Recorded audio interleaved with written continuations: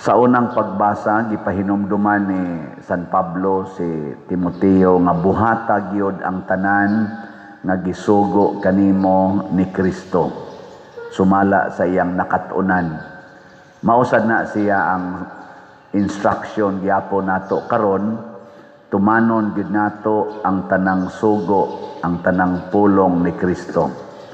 Lingay mong tupad ina sige jud kag tuman. Imong tupad ba lingi ina sige jud kag tuman o nagtuman ka sa imong gusto.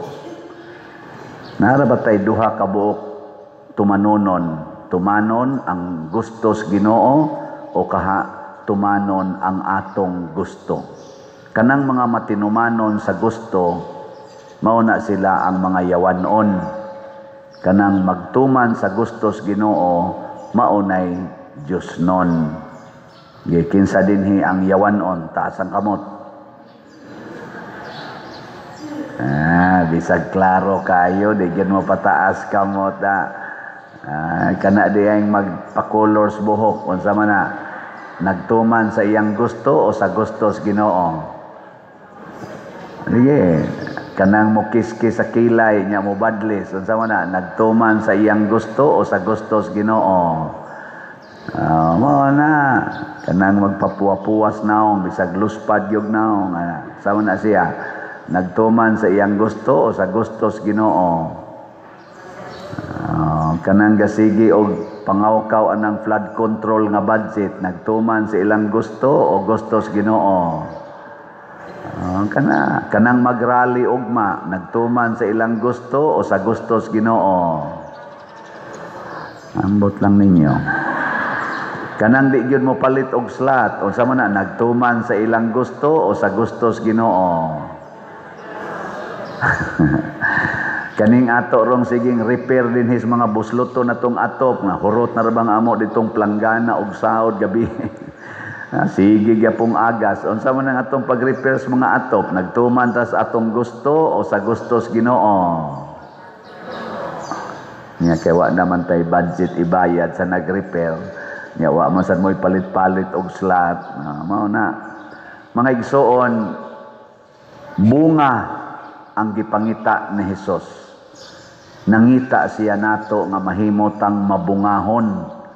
Ug unsa may bunga nga iyang gipangita nato, kanang mubunga ang iyang mga pulong sama sa gugma, kadait, kalinaw, hustisya, kaangayan, kalimpyo, kaputli, kamapaubsanon, kamanggihatagon, kamapasayloon, o pagkamainantoson. Kana gyud nga mga bunga ani mo nindot kayo kay muhatod gyud ni natos tinuod nga kaluwasan. Mo na kining mga martyrs sama sa mga martyrs sa South Korea nga atong gisaulog karon, sama usab ni Santiago Apostol, ni Pedro Calungsod, San Lorenzo Ruiz o kadaghanan sa mga original 12 apostles. Nagbunga gid sila. Kining ato dinhing simbahan, kining atong parokya, gani ang Archdiocese sa Cebu, bunga ni sa dugo sa mga martyrs. Nilingay mong tupad ina gamito na nimo imong dugo para sa simbahan. Ingna ko no.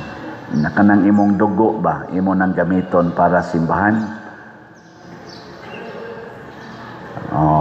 So kita wa gi ayo.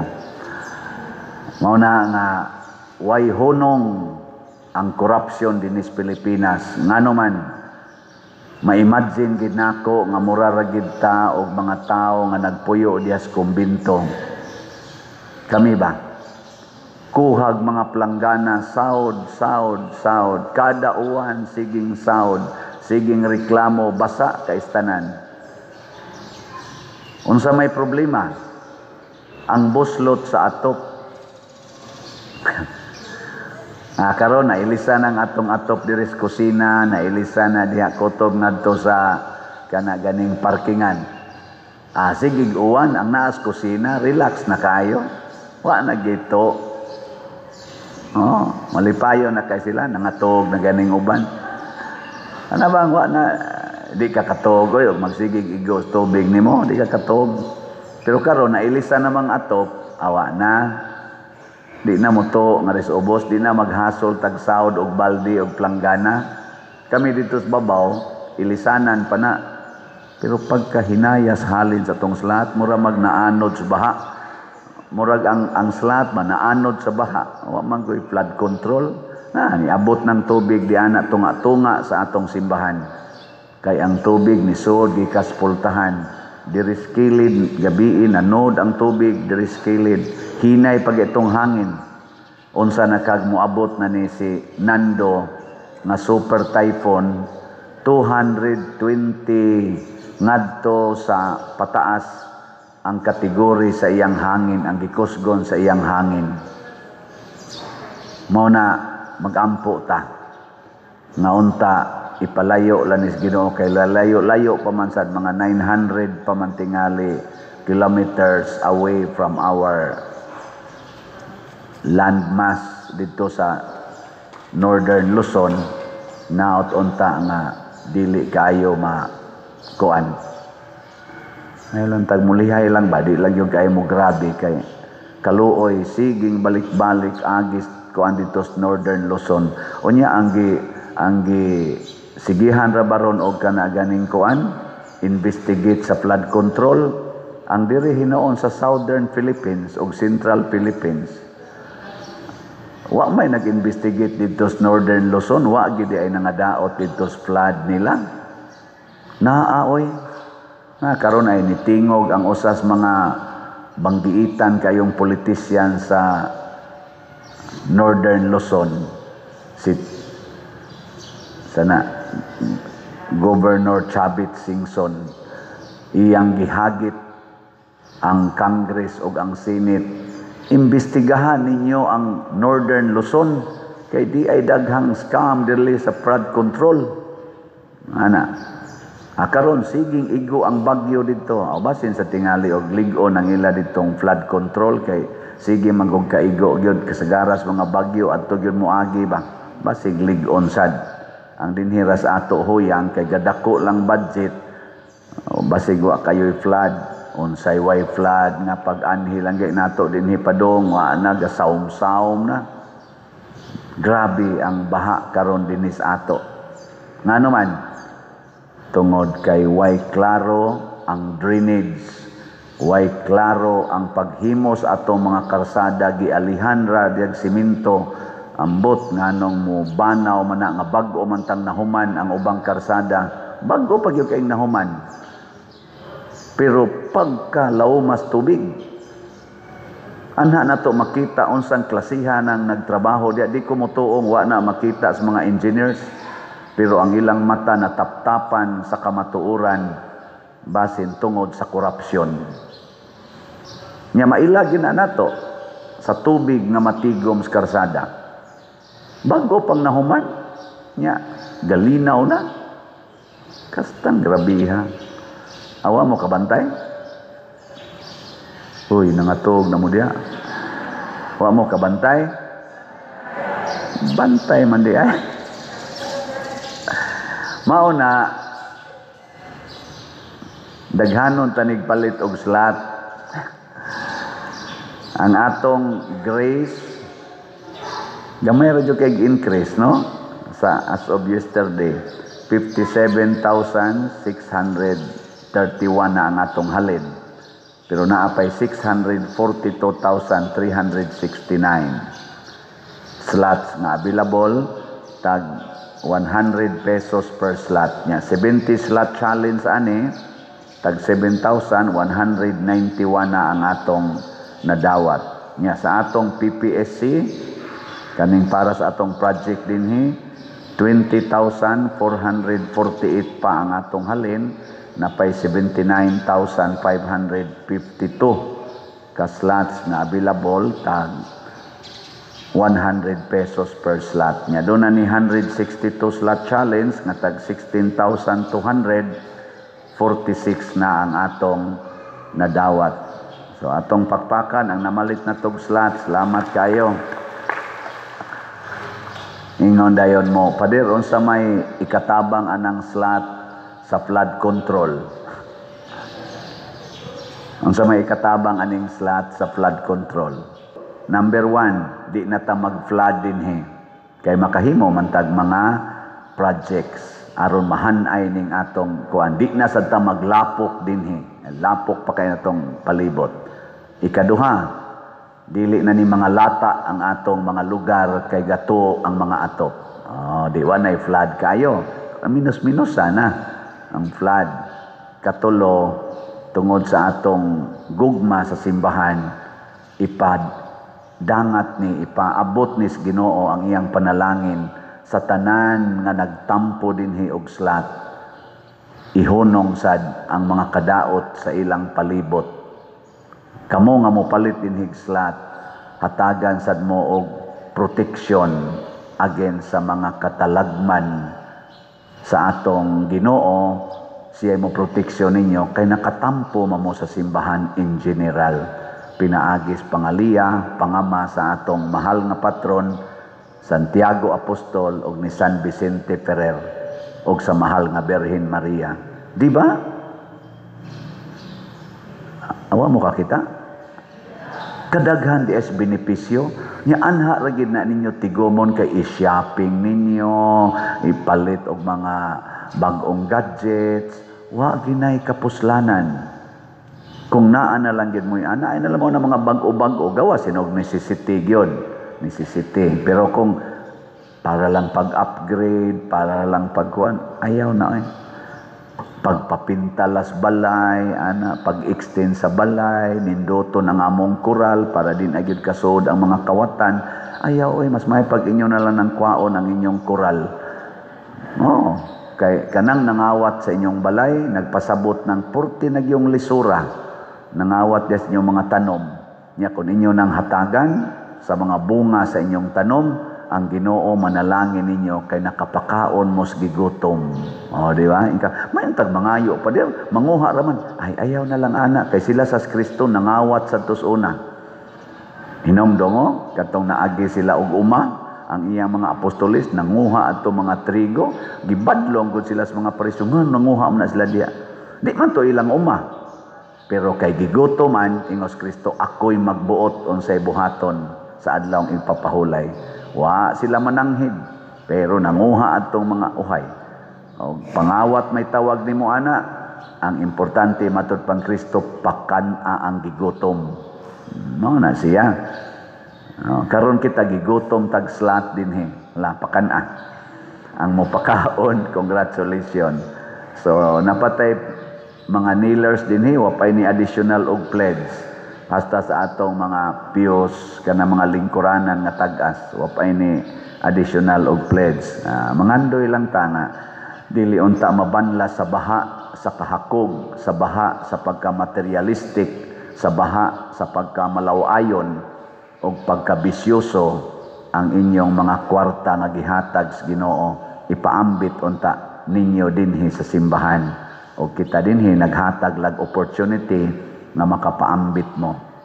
Naisuod na kong higala nga niingon, Pader, usa siya ni promise aning usa ka piyo kanang 55,000. Nya tan-aw na ko niya pobre man siya. Wa ni action kog dili mo tuo. Ko, ha? Mukuan ka mo pledge ka ani? Siya, Father, nako unsa may imong buhaton kay ibaw man jud ko nga pobre siya. Siya nagsabot na mis ako mga friends nga mag-solicit me, mag-slot sad me dire og 55 pesos per slot niya. 1,000 persons ang among target. Aron maka sa among grupo nam sa sila mga barkada basin pa di ay maka-raise me og usa ka piyo. Di ba touching kayo? Nindot no? Awagin mo kahuna-huna, ana. Hasta ako ba, nag-slot silang tag 55 per slot.